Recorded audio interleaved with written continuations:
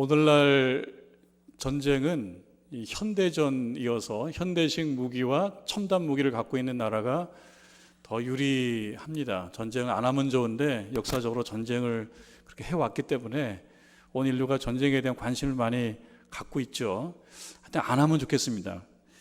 근데 고대 사회에서는 이런 첨단 무기나 현대 무기 이런 게 좀 없지 않았습니까? 그래서 이때는 주로 사람들이 많이 모여서 싸우는 전쟁을 했었죠. 회전이라고 했었습니다. 양쪽 군대가 넓은 평지에서 이렇게 모여서 대치하면서 전쟁을 했던 겁니다.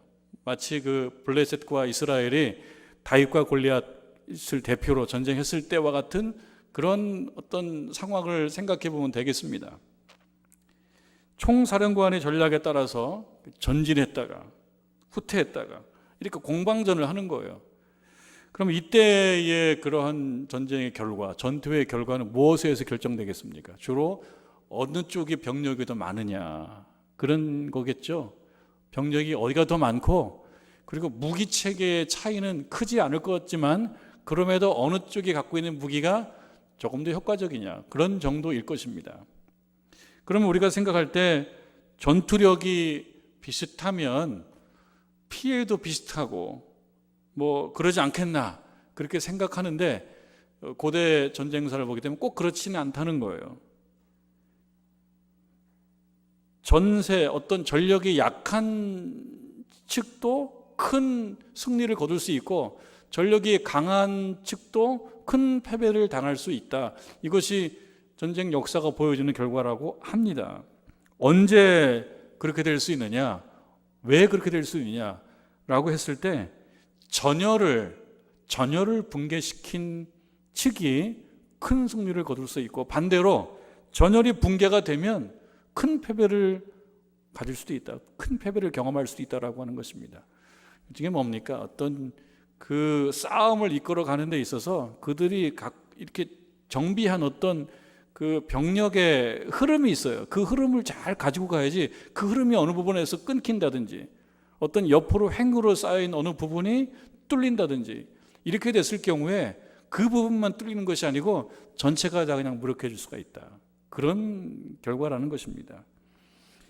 주전 333년 11월에 그 전쟁사 유명한 이수수 전투라고가 있었는데 이 이수수 전투는 알렉산더의 마케도니아와 다리우스의 페르시아가 싸운 전쟁입니다. 그래서 이때 이 알렉산더의 마케도니아가 승리했기 때문에 헬레니즘 문화라고 하는 이른바 헬레니즘 문화가 확산되는 그런 결과가 됐다 그러고 우리가 알기로는 그 유명한 알렉산더 왕이 매우 젊어서 20대 초반이었었는데 이 전쟁 승리로 인해서 그 어떤 존재감이 드러나고 온전한 왕의 자리에 올라갔다라고 하는 그런 유명한 전투가 바로 이수수 전투인데 이때 전력은 사실은 다리우스의 페르시아가 훨씬 더 우세했다고 합니다.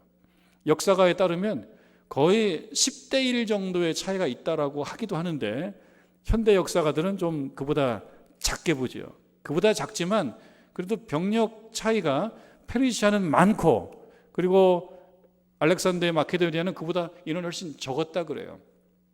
근데 결과적으로는 알렉산더의 마케도니아가 다리우스의 페르시아를 이기고 여기에서 어떤 승기를 잡고 부상했다라고 하는 것입니다. 그래서 이수수 전투가 유명한 전투인데 어떻게 이게 가능했느냐? 그걸 얘기해 볼 때 이 알렉산더 왕이 이 기병을 데리고 이제 높은 곳에 가서 그 페르시아의 다리우스의 페르시아를 봤을 때 좀 취약한 부분을 발견하고 그쪽을 집중적으로 공격하면서 전열을 망가뜨려 놨기 때문에 승리했다. 이렇게 보통 역사가는 이야기를 합니다.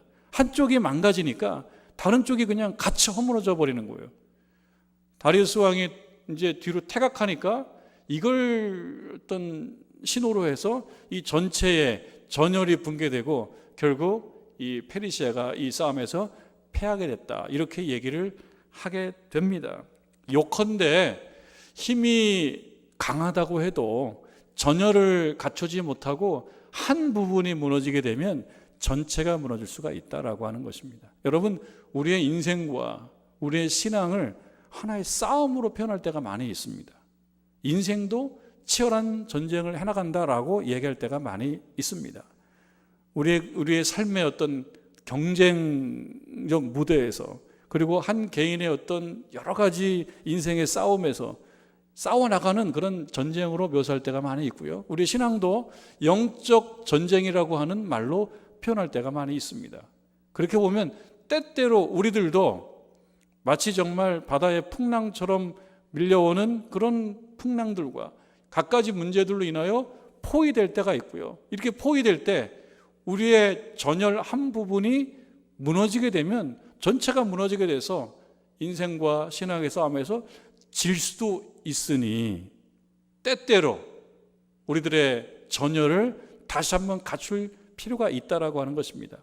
우리들의 믿음과 신앙을 다시 한번 재정비하고 전열을 다시 갖추고 우리의 인생과 신앙의 싸움을 해나가야 된다, 그런 이야기입니다. 예수님께서 십자가에서 돌아가시고 그리고 부활하셨습니다. 그리고 일정한 기간 동안에 그 백성들과 함께 하셨지만 때가 되매 예수님께서 떠나셨습니다. 그러니까 이들에게 있어서는 예수님과 함께 했던 그 신앙생활의 한 부분이 사실은 크게 비어버린 겁니다. 근데 이 문제만 있었던 것이 아닙니다. 앞에서 이끌었던 제자단이라고 해도 우리 12명으로 알고 있지 않습니까? 12명 제자 중에 한 명인 가롯 유다가 변절했죠. 예수님을 파는데 앞장섰습니다. 12명 중에 한 명이지만 사실은 전열로 얘기하면 한 부분이 크게 붕괴가 된 것입니다. 이런 상황 속에 초기 기독교 공동체, 초기 교회가 직면해 있었던 상황입니다. 예수님은 떠나가시고 그리고 제자단의 한 중요한 역할을 감당했던 유다는 변절해서 죽어버렸고, 이제 이들은 자신들의 신앙을 어떻게 해 가야 될 것인가를 결정해야 되는 매우 중요한 상황이었습니다. 예수님께서 이렇게 말씀하셨죠. 오직 성령이 너희에게 임하시면 너희가 권능을 받고 예루살렘과 온 유대와 사마리아 땅끝까지 이르러 내 증인이 되리라. 그러니까 예수님께서 떠나시면서 이들에게 요구하셨던 것은 너희들은 증인된 삶을 계속해 나가야 된다. 그러나 이 시점에서 전열을 다시 갖추지 않으면 이 사명을 감당할 수가 없다. 그 전열을 갖춘다라고 하는 것은 무엇이냐면 오직 성령이 너희에게 임하시면, 새로운 영이 너희에게 임해야 된다는 거죠. 새로운 영이 임하지 않고 그들이 그것으로 재정비하지 않는다면 주께서 원하시는 사명인 증인된 사명, 부활의 증인된 사명을 감당할 수가 없다라고 하는 메시지입니다. 그런 메시지를 남기시고 예수님 떠나가셨기 때문에 남겨진 사람들의 입장에서는 이 부분을 다시 채우지 않으면 자신들의 사명을 감당하기가 어려운 상황이었던 것입니다. 그들은 생각합니다. 우리가 예수님의 그 뒤를 따라갈 것인가 따라가지 않을 것인가 결정해야 되죠. 그 일들을 계속 해나가야 될 것인가 말아야 될 것인가를 결정을 해나가야 되는 것입니다. 예수님께서 떠나가셨다라고 하는 것은 이들에게 있어서 큰 문제일 수밖에 없어요. 지도자가 떠나가셨다는 문제도 있지만 또 한편으로는요, 예수를 십자가에 못 박았던 사람들이 자신들은 가만둘 것인가라고 하는 그런 문제에 직면할 수밖에 없었어요. 예수님을 십자가에 못 박았는데 우리들은 십자가에 못 박을 수 없나? 이런 어떤 생각과 두려움이 있게 됨으로써 이제 그 대열에서 이탈하는 것이 오히려 낫지 않은가, 이런 생각을 가질 수 있는 그런 상황입니다. 두려운 상황입니다. 그리고 어찌 보면 매우 중요했던 한 인물이 빠져나감으로써 단순히 한 명만 빠져나간 것이 아니고 제자단과 따르는 모든 무리들의 그런 통일성이 깨진 것이죠. 그러니까 이들에게 있어서는 이 문제를 어떻게 할 것인가가 중요한 관심사였던 것입니다. 예수님께서 말씀하신 내 증인이 되리라, 내 증인이 되라라고 하는 그 사명을 잘 감당하기 위해서 뭔가를 해야 될 것인가, 아니면 이 사명을 그냥 놓아야 될 것인가, 이런 시점이 아니겠습니까? 이런 상황 속에서 제자들이 어떻게 살아가는지를 우리가 보는 것은 오늘날 2022년을 살아가는 우리들에게 있어서 매우 중요한 교훈을 준다라고 말할 수가 있겠습니다. 1장 12절 말씀입니다. 제자들이 감람원이라 하는 산으로부터 예루살렘에 돌아오니 어떻게 됐습니까? 예수님은 안 계시죠. 그리고 제자 중에 한 명인 유다는 없습니다. 이들이 13절에 들어가 그들이 유하는 다락방으로 올라갔다. 그러면서 명단이 나옵니다. 제자 명단이 나오죠. 그런데 가룟 유다가 빠진 그 제자들 명단만 있는 것이 아니고 14절에 의하면 여기에 여자들이 포함되어 있습니다. 당시에 여자들은 오늘날의 여자보다 그 지위가 보장되지 않는 그런 분위기였고 사회였죠. 근데 여자들이 있습니다. 그리고 그 중에 구체적으로는 예수의 어머니 마리아의 이름이 여기에 등장합니다. 또 예수의 아우들이 등장합니다. 예수의 아우들 중에는 이제 나중에 예루살렘 신앙 공동체, 예루살렘 교회의 중요한 수장 역할을 감당하는 야고보가 이 안에 포함되어 있을 겁니다. 예수의 아우들이 포함되어 있습니다. 제자들과 여자들과 그리고 그중 예수의 어머니 마리아와 그 예수님의 형제들이 함께해서 어떻게 했습니까? 마음을 같이하여 기도에 힘쓰더라. 이게 더불어라는 말이 있죠. 더불어 마음을 같이 한다. 혼자 하는 것은 쉽지 않습니다. 어렵습니다. 같이 모여서 마음을 같이 하여 기도한다면 그 기도의 분위기에 힘을 입을 수가 있는 것이죠. 이 사람들이 먼저 모여서 기도에 힘쓰는 것입니다. 나를 위하여, 그들을 위하여, 우리 모두를 위하여 모였고 그리고 기도합니다. 합심 기도합니다. 이것은 예수님께서 그들과 함께할 때 가르쳐 주셨던 것이었죠. 그런데 이들은 예수님과 함께 했을 때의 그런 모습을 흉내내는 거죠. 이제 예수님은 안 계십니다. 그리고 제자 중에 한 명인 중요한 한 명이 또 없어졌습니다. 이 가운데 모였던 거죠. 이것이 바로 이들이 증인된 사명을 감당하기 위해서 전열을 다시 갖추는 그런 일이라고 말할 수가 있을 것입니다.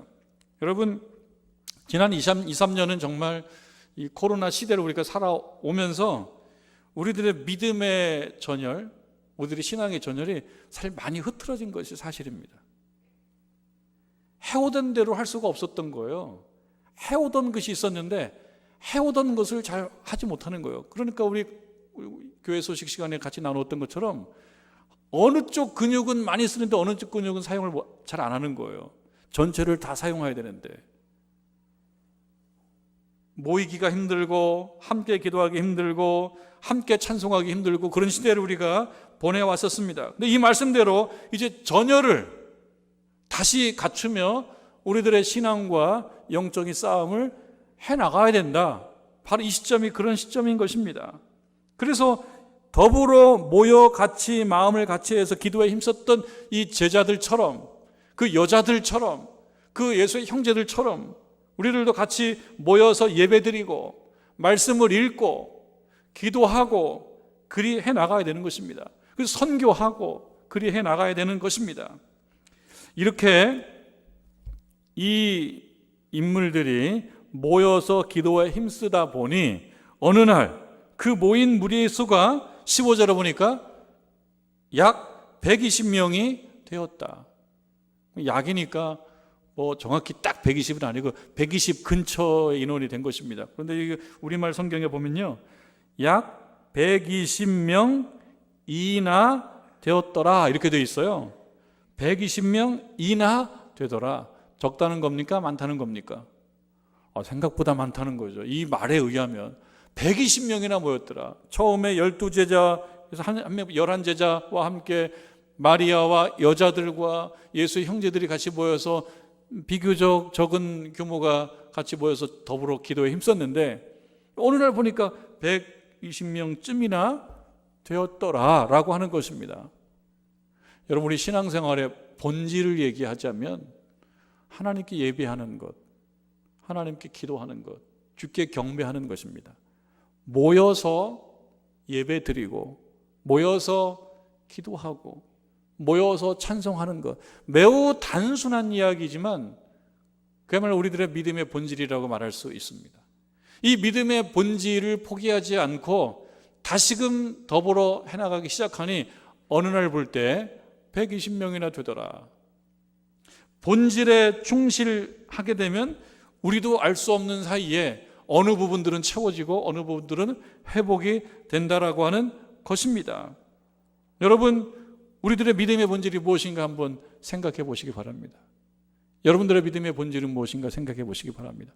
우리들의 믿음에 있어서 가장 중요한 요소들은 어떤 것인지 한번 생각해 보시기 바랍니다. 어렵지 않습니다. 단순한 것들이었습니다. 우리가 해왔던 것들이었습니다.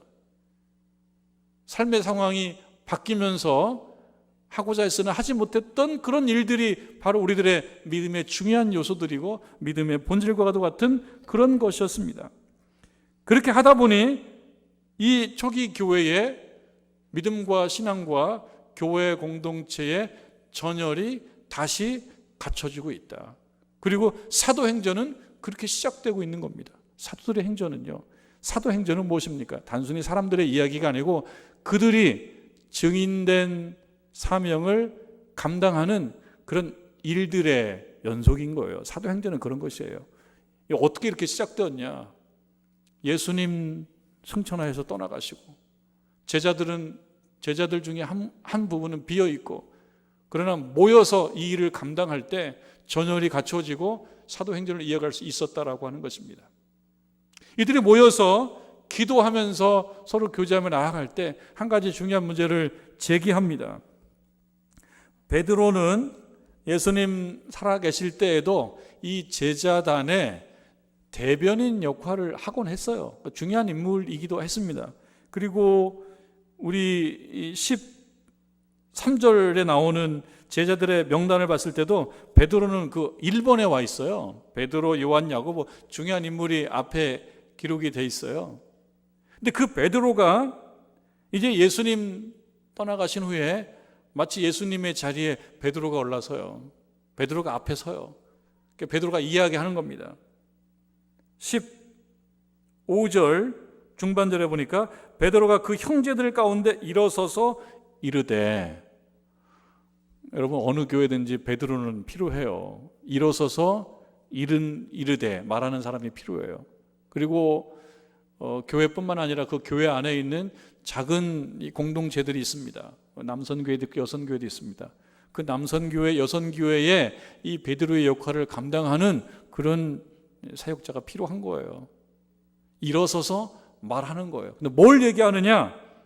형제들아, 성령이 다윗의 입을 통하여 예수 잡는 자들의 길잡이가 된 유다를 가르쳐 미리 말씀하신 성경이 응하였으니 마땅하도다. 그러면서 가로신 유다가 변절자가 됐지 않습니까? 변절하고 그 이후에 18절 말씀처럼 죽어요. 그러니까 이 문제를 거론하는 겁니다. 20절에 보면요, 20절 뒷부분에 보면 시편 말씀을 인용해서 또 일렀으되 그의 직분을 타인에게 취하게 하소서 하였도다 라고 하는 구약 말씀을 가지고 오면서 변절한 유다가 세상을 떠남으로 인하여 생긴 그 어떤 전열의 한 붕괴된 부분, 이 부분은 어떻게 된다는 겁니까? 다른 사람이 채워야 된다는 거예요. 다른 사람이 채워야 된다라고 하는 것은 성경적이라는 거예요. 성경적. 지금 이 시점에 우리들이 이 부분을 다시금 중수해야 된다. 다시금 채워야 된다. 다시 이어야 된다. 다시 보충해야 된다. 그럴 때 사도행전을 이어갈 수 있다. 바로 이 부분입니다. 2022년도 5월에 우리에게 주는 메시지 무엇입니까? 부족한 부분은 채워야 된다.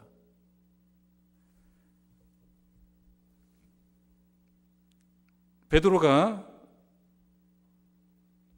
이야기하죠. 21절이요. 이러함으로 요한의 세례부터 우리 가운데에서 올려져 가신 날까지 주 예수께서 우리 가운데 출입하실 때에 항상 우리와 함께 다니는 사람 중에 누군가를 세워야 된다. 예수님 잘 섬겼던, 예수님 잘 따랐던 그 사람들 중에 누군가를 추천해서 세워야 된다. 그렇게 얘기할 때 무리들이 추천합니다. 추천해서 두 사람을 추천을 합니다. 한 사람은 요셉이고 한 사람은 마띠아예요. 요셉이라고 하는 사람을 설명하는 이름을 또 몇 개 보게 되는데요. 바사바라고 하기도 하고 유스도라고 하는 그런 요셉과 마띠아를 추천을 합니다. 그리고 이들이 또 기도해요. 24절 그들이 기도하여 이르되 뭇사람의 마음을 아시는 주여, 이 두 사람 중에 누가 주님께 택한 바가 되어 봉사와 및 사도의 직분을 대신할 자입니까? 이렇게 기도합니다. 하나님 뽑아주십시오. 이렇게 기도합니다. 여기서 뽑힌다라고 그래서 뭔가 편안한 인생이 아니에요. 여기서 뽑히면 뭘 해야 됩니까?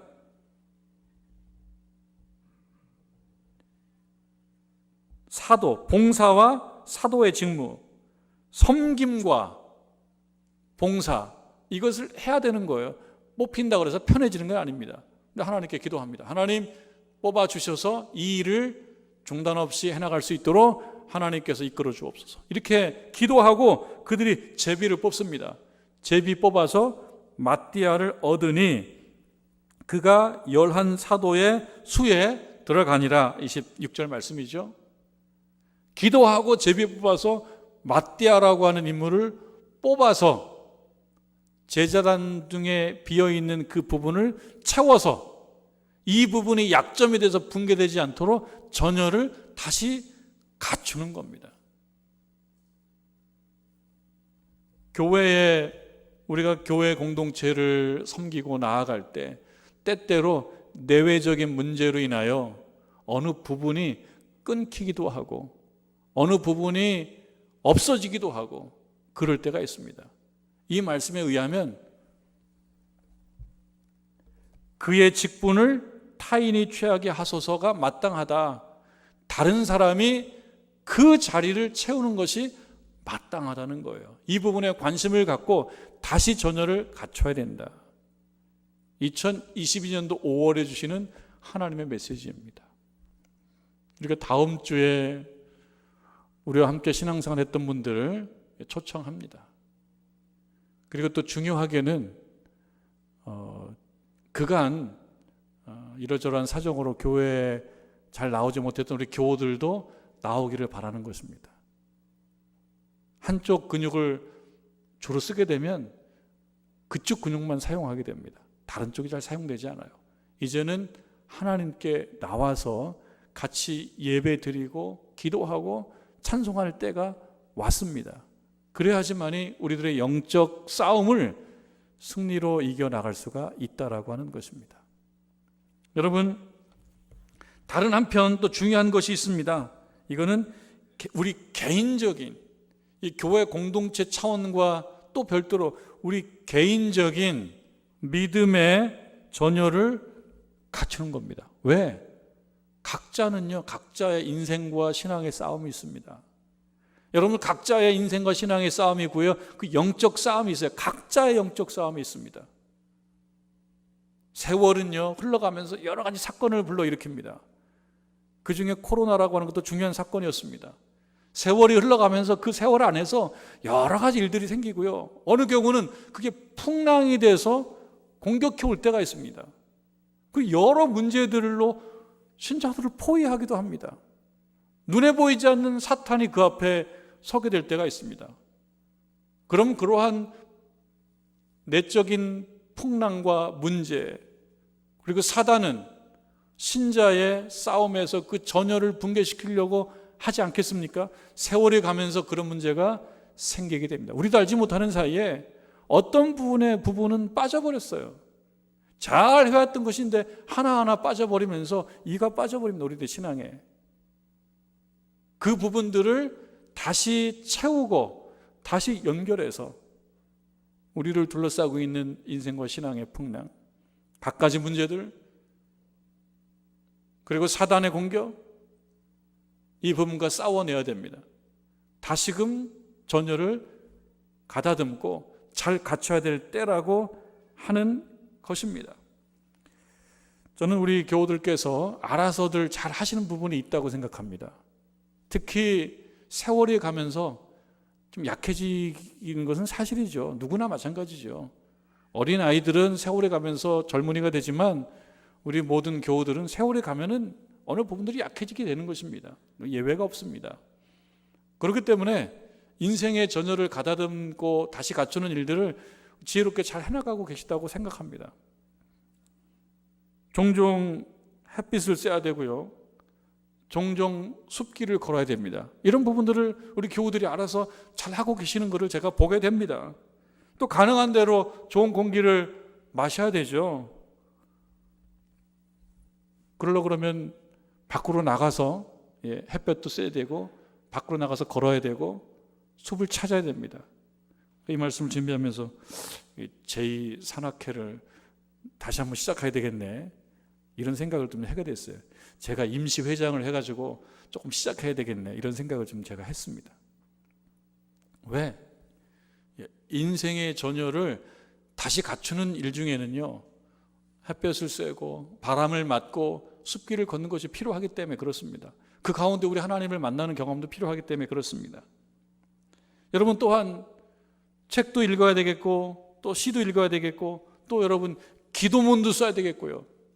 이런 것들이 다 우리 인생의 전열을 가다듬는 문제가 아니겠습니까? 기도문도 써야 되겠고요. 그리고 음악성이 부족하다고 하더라도 찬송가를 열고 찬송을 다시 불러야 되겠고요. 찬송을. 또 찬양을 다시 들어야 되겠고요. 찬양을 듣고 불러야지만이 우리가 그 길을 갈 수가 있어요. 찬송을 부르고 찬양을 들어야 되겠습니다. 저녁에는 짧은 시간이라도 여러분 내서 시간과 공간을 구별해서 하나님 앞에 기도하는 시간도 가져야 되겠다. 그리고 여러분 시간적 여건이 되는 분들은 한 주에 한 번이든 한 주에 두 번이든 한 달에 두 번이든 세 번이든 교회에서 꺼뜨리지 않고 기도의 불을 계속 펴나가고 있는 그 새벽 시간에 나오셔서 좀 기도하시고, 그리고 수요 기도회 때 다른 성도들의 일이라고 생각하지 마시고 내일이라고 생각하고 우리 수요 기도에 나와서 나를 위해서, 교회를 위해서, 나라를 위해서 기도하시고요. 그리고 이제 코로나 때문에 이제 졸업하신 거 있죠. 전도하는 건 졸업했잖아요. 코로나 때문에 졸업했어요. 사람들 여유롭게 만나지 못하는 그 시대를 걸어가면서 전도는 남의 일이 되어버렸단 말이에요. 근데 이것은 우리가 그동안 빠뜨렸던 부분입니다. 이 부분들 다시 시작하시는 거예요. 그리고 위로하시고 위로받으시고 그렇게 나아가시는 겁니다. 그럴 때 우리들의 삶과 믿음의 전열을 다시 갖추게 되고, 그리고 2022년도 하나님께서 증인으로서 살아가야 될 우리를 향하여 기대하시는 바이다. 그러려고 그러면은 부지런하게 다시 해야 된다라고 하는 것입니다. 제가 어느 짧은 영상을 하나 본 적이 있는데요. 할머니들이세요. 할머니들이신데요. 20살 때 자기에게 편지를 한번 써보라고. 20살 때 자기를 향하여. 한 60년 전에 자기를 향하여 편지를 써보라는 거예요. 할머니들이 편지를 써요. 편지를 우체통에 붙여요. 그것을 받아다가 이제 진행자들이 읽어주는 겁니다. 다 같이 나누는 거예요. 근데 읽는 사람도 울고 듣는 사람도 울어요. 왜냐? 그 속에 아쉬움이 들어가 있어요. 20살에 자기를 향하여 편지를 쓰는 내용들을 보니까 참 구구절절해요. 살아오면서 겪었던 그런 힘든 일들, 아쉬운 일들, 아팠던 일들이 있어요. 그러면서 20살에 자기를 향하여 뭐라고 얘기하냐면은 그렇게 하지 말고 이렇게 했으면 좋겠어. 그리고 포기하지 말고 더 잘했으면 좋겠어. 그러면 더 잘 살 수 있을 거야. 20살의 자기를 향하여 편지를 쓰는 거예요. 여러분, 이것은요, 하나의 행사로서는 참 의미심장하지만요, 냉정하게 보시게 되면 20살의 자기가 있나요? 없어요. 20살의 자기는 없어요. 20살의 자기를 향하여 편지를 쓰면 20살의 자기가 받나요? 안 받아요. 누가 받아요? 20살의 자기가 받는 게 아니고요, 결국 20살의 자기를 생각하는 오늘의 내가 쓴 편지를 읽은 거예요.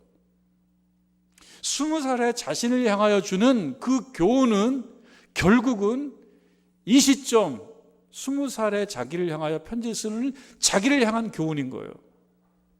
오랫동안 살아오면서 겪었던 삶의 그 지혜, 경험, 교훈들은요, 결국 이 시점에 나에게 주는 것입니다. 20살에 나에게 주는 것 같은 형식이지만 결국은 나를 향하여 주는 것입니다. 여러분, 20살에 혹은 30년 전, 40년 전, 50년 전에 자신을 향하여 한번 편지를 한번 써보십시오. 참 울컥한 심정을 느낄 겁니다. 그러나 그거는 누가 느끼는 겁니까? 오늘날에 내가 느끼는 거예요. 누가 그 교훈을 갖고 살아야 됩니까? 오늘날 내가 갖고 사는 거예요. 믿음과 신앙의 경륜과 교훈을 20살의 나에게 주고자 하는 것은 결국 오늘날 나에게 주는 것이라고 생각하고, 이 말씀과 함께, 오늘 주시는 말씀과 함께 여러분 오늘의 자신을 향하여 여러분들이 살아오면서 겪었던 삶과 신앙의 교훈을 전해주시고, 오늘 말씀을 통해서 전해주시는 삶과 신앙의 전열을 가다듬고 재정비하라고 하는 그 말씀을 듣고 여러분 2022년도 5월 이후를 힘있게 살아가는 저와 여러분 되기를 주님의 이름으로 축원합니다.